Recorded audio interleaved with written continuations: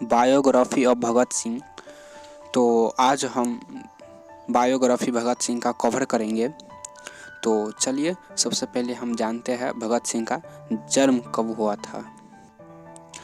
तो इनका जन्म 27 सितंबर 1907 ईस्वी के हुआ था। और हम बात करते हैं स्वर्गवास का, तो 23 मार्च 1931 का हुआ था, जो आप लोग सब जानते हैं। उसके बाद हम नारा का बात करते हैं, तो इनकलाब जिंदाबाद का नारा दिए थे भगत सिंह। उसके बाद उपलब्धियाँ, चलिए तो उपलब्धियाँ के बारे में हम कुछ देखते हैं। यह क्या क्या अपने जीवन में उपलब्ध किए। सो स्टार्टेड, भारत के क्रांतिकारी आंदोलन को एक नई दिशा दी। पंजाब में क्रांति के संदेश को फैलाने के लिए नौजवान भारत सभा का गठन किया।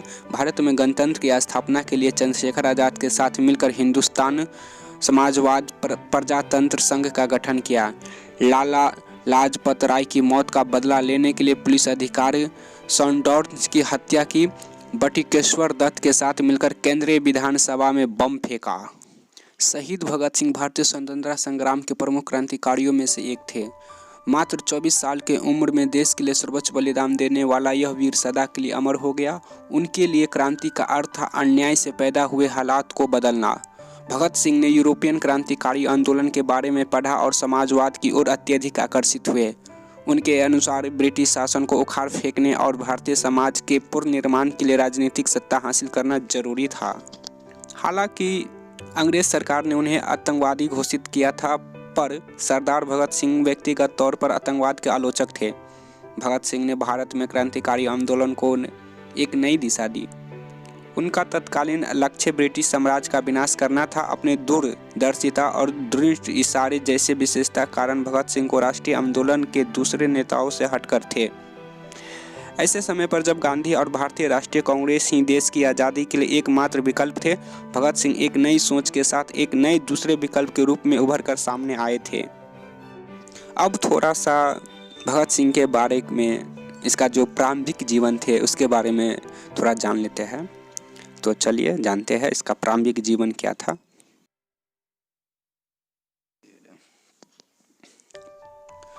भगत सिंह का जन्म पंजाब के नवानशहर जिले के खटकर कला गांव में एक सिख परिवार में हुआ था। 27 सितंबर 1907 को हुआ था। उनके याद में अब इस जिले का नाम बदलकर शहीद भगत सिंह नगर रख दिया गया है। वह सरदार किशन सिंह और विद्यापति के तीसरे संतान थे। भगत सिंह का परिवार स्वतंत्रता संग्राम के सक्रिय रूप से जुड़ा हुआ था। उनके पिता किशन सिंह और चाचा अजीत सिंह गदर पार्टी के सदस्य थे। गदर पार्टी की स्थापना ब्रिटिश शासन को भारत से निकालने के लिए अमेरिका में हुई थी। परिवार के माहौल का युवा भगत सिंह के मस्तिष्क पर बड़ा असर हुआ और बचपन से ही उनकी नसों में देशभक्त की भावना कूट कूट कर भरी हुई थी। 1916 में लाहौर के DAV विद्यालय में पढ़ते समय युवा भगत सिंह जान पहचान राजनेता जैसे लाला लाजपत राय और रास बिहारी बोस के संपर्क में आए। उस समय पंजाब राजनीतिक रूप से काफ़ी उत्तेजित था। जब जलियांवाला बाग हत्याकांड हुआ तब भगत सिंह सिर्फ 12 वर्ष के थे। इस हत्याकांड ने उन्हें बहुत व्याकुल कर दिया। हत्याकांड के अगले ही दिन भगत सिंह जलियांवाला बाग गए और उस जगह से मिट्टी इकट्ठा कर इसे पूरी जिंदगी एक निशानी के रूप में रखा। इस हत्याकांड ने उनको अंग्रेजों को भारत से निकाल फेंकने के संकल्प और मजबूत कर दिया। इसके बाद देखते हैं क्रांतिकारी जीवन। यह अपने जीवन किस तरह से जिया था क्रांतिकारी के रूप में।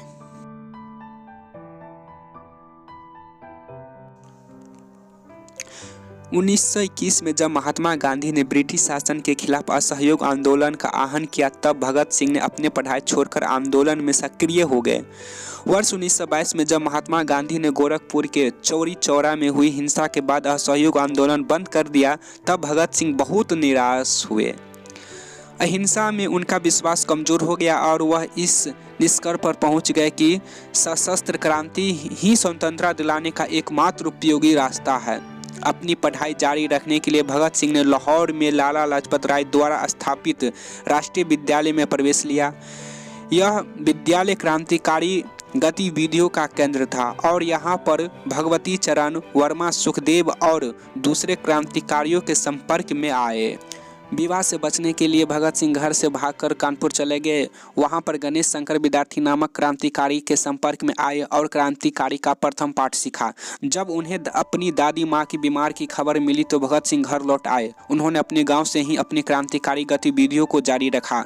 वह लाहौर गए और नौजवान भारत सभा नाम से एक क्रांतिकारी संगठन बनाया। उन्होंने पंजाब में क्रांति का संदेश फैलाना शुरू किया।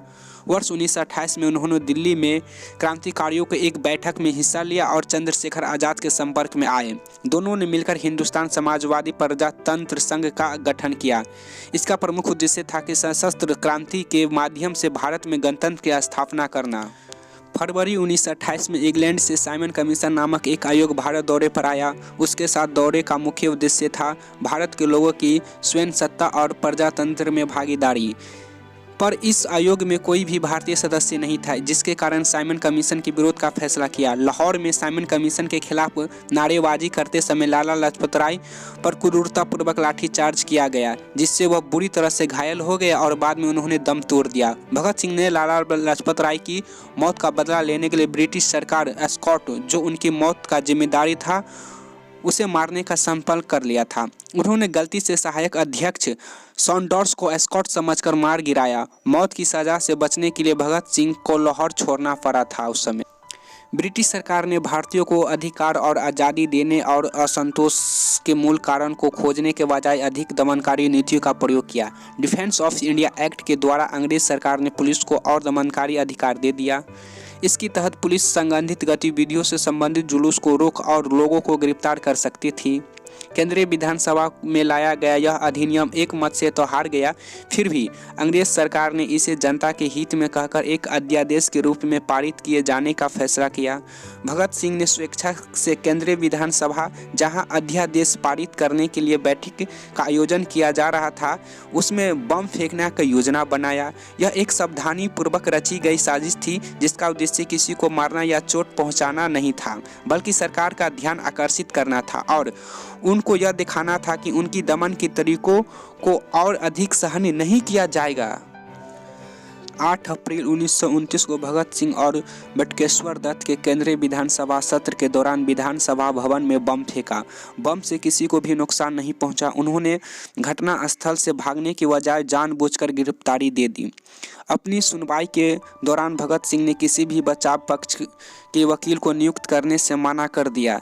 जेल में उन्होंने जेल अधिकारियों द्वारा साथी राजनीतिक कैदियों पर हो रहे अमानवीय व्यवहार के विरोध में भूख हड़ताल की। 7 अक्टूबर 1930 को भगत सिंह, सुखदेव और राजगुरु को विशेष न्यायालय द्वारा मौत की सजा सुनाई गई। भारत के तमाम राजनीतिक नेताओं द्वारा अत्यधिक बचाव और कई अपीलों के बावजूद भगत सिंह और उनके साथियों को 23 मार्च 1931 को प्रातःकाल फांसी दी गई। तो यह रहा भगत सिंह का बायोग्राफी। बहुत लाजवाब बायोग्राफी है। I am so proud of you. तो फिर मिलते हैं अगले बायोग्राफी में। जब तक के लिए जय हिंद, भारत माता की जय।